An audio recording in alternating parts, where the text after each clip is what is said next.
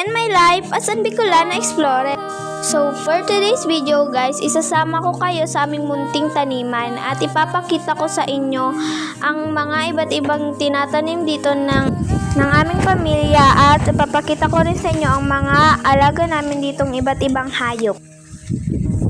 So ayan guys, papasok na kami dyan at yan, kung nakikita nyo naman, andyan na yung aming mga alagang hayop na kambing. Yan sila, nagpapahinga lang sila dyan at mamaya lalabas na naman yan.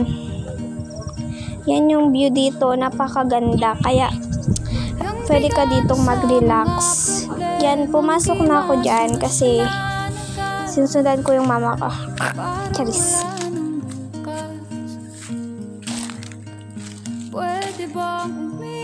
So yan, nakarating na kami doon sa tataniman ni mama. And yun yung mga kambing namin. O yan, madadapa pang beshi nyo.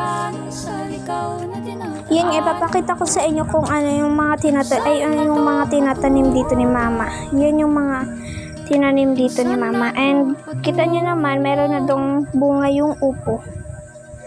Kaya pwede na yung kuning. Hehe, charis lang. Ready na dyan si mama para makapagtanim na siya ng talong at yung okra na itatanim niya. Ayan, nag-aasada na siya para makapagtanim na. At yung beshi nyo, buhay mayaman lang dyan sa tabi. Joke lang. Hi guys! So ngayon, nandito kami sa aming munting taniman and ayan si mama. Nag-aayos siya ng tataniman and ang tawag niyan sa amin is nag-aasada. Nag-fast forward na nga ako kasi ang haba nun. Ginagawa ng besh nyo, ba't ganyan lang yan dyan? Yan yung upo na, yung bunga ng upo guys. Kaya pwede na sana yun kunin. Kukunin ko sana kanina kaso lang baka mapagalitan ako ni mama. May lang. So yan pala guys yung mga inilipat ni mamang kamatis nung nakaraan. Malalaki na siya ngayon. Nadama ito. Mic test. Hello. So guys, nakita nyo naman kanina, 'di ba? Nag-aasada si mama and hindi pa rin siya tapos ngayon.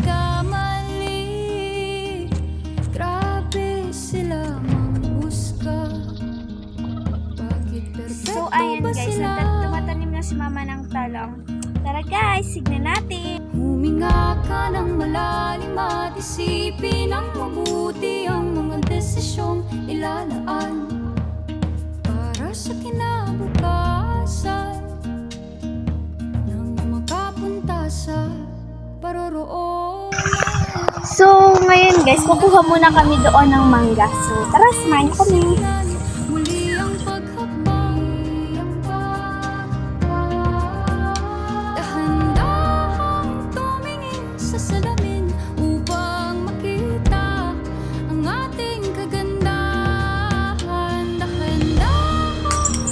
Guys, sayang wala na ditong bunga ang mangga.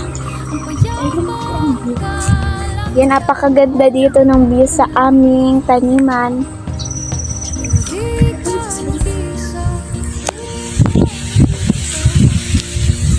So yan guys, sa mga mahilig yun sa nature and mag-relax, bagay na bagay ito sa inyo. Napakaganda dito ng view.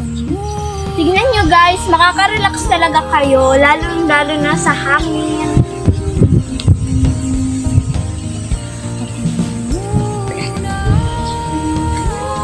So babalik na kami guys sa aming kamari kasi umuulan na naman.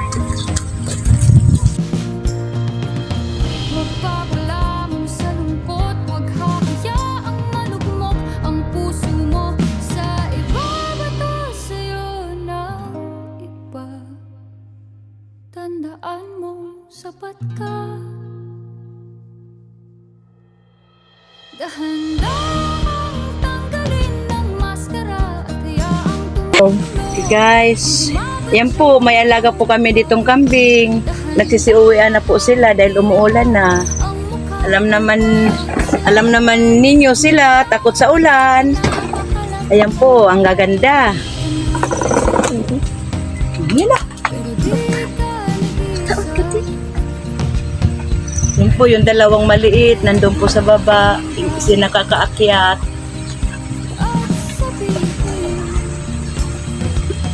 Yung isa, buntis.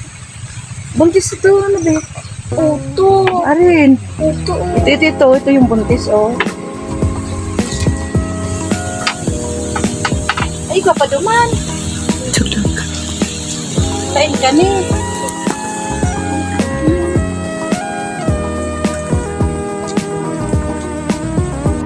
So guys, tapos na pala si mama magtanim at tignan yung mga alaga naming hayop. Kaya yan, pauwi na kami. At yan, may kinuha lang dyan si mama at ako. Yan, dire-diretso na. So guys, kung nakikita nyo naman yung dinadaan namin is parang putik. Pero matibay po yan. Ang tinatawag po namin dyan ay basog. Tignan nyo guys, so ang ganda-ganda talaga ng view. At yan, nasa unahan na talaga yung beshi nyo. Hindi na makapaghintay.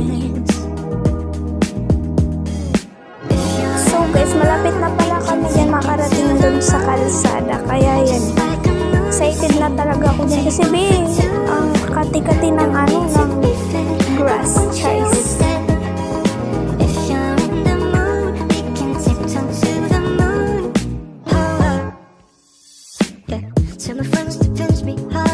At yun guys, finally nakarating na talaga kami sa kalsada. And yan, nakita nyo naman yung pinsan ko dyan. Pinuntahan ko muna kasi kulang. Yan, pauwi na kami. Sige, sayaw mo pa. Jerry pa naman. Yan si mama. Yan, ang bilis talaga maglakad dyan. Aura-aura lang dyan yung beshi. Ang dami pa dyan guys, mangga. Pero hindi kami makukuha kasi ang basta yan. Hindi yung itanong naman. Kala guys, mga pinapaliguan dyan ng mga tao dito, ang mga bata dito sa